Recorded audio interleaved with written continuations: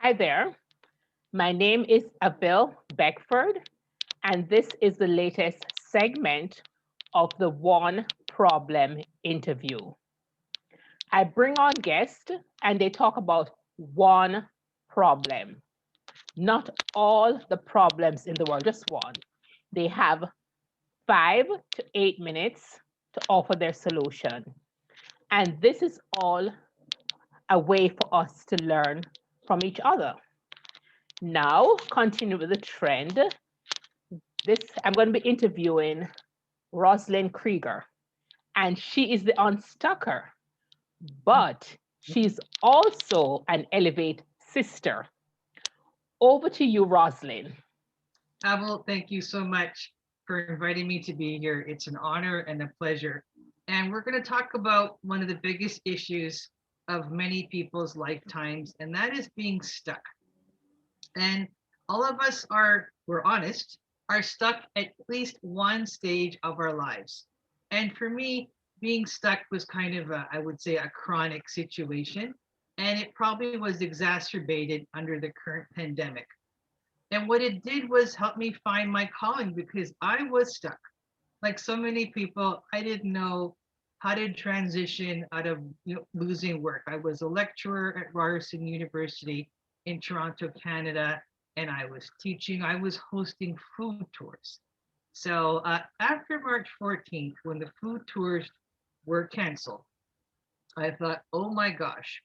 And I thought, you know what, this is an opportunity to get unstuck. And I asked myself, what do you really want to do? And I always wanted to do online writing workshops. There was a local poet who I admired. I go, man, I like what she does.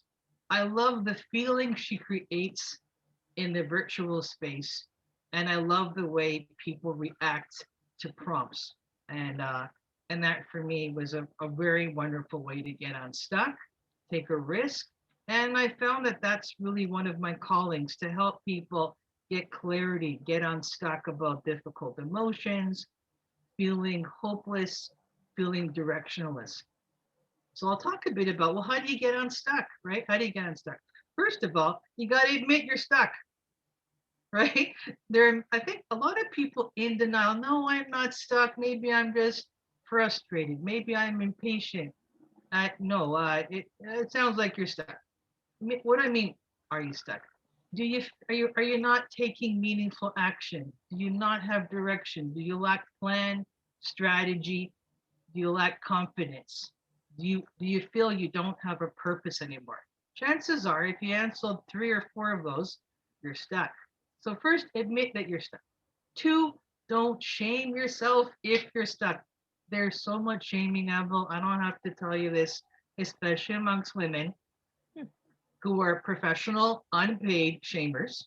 We shame ourselves for everything, for being human, for being alive, and also for being stuck. Like we're supposed to have all the answers all the time for everybody. No, you're not. So divest yourself of feeling you need to never be unstuck or help everyone else get unstuck. So admit that you're stuck, be okay with being stuck, and then start to ask yourself key questions like, why am I stuck?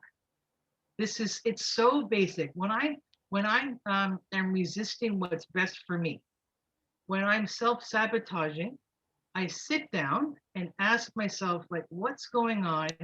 What are you feeling? Why do you think you're doing this? And even an added tip, ask yourself in the third person.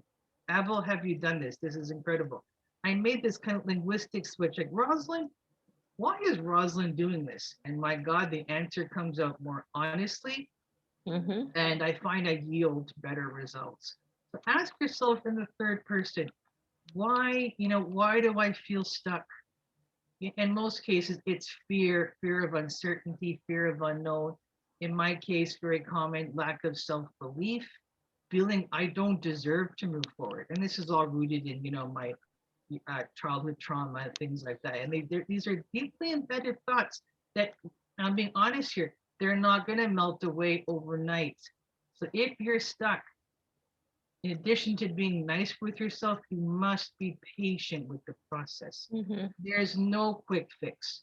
But if you methodically and compassionately practice self-inquiry with open-ended answers, if you're looking for an answer, or you think there's only one kind of answer, you're not doing it right. You should come in there with no expectation and ask yourself, what's going on here? What am I feeling?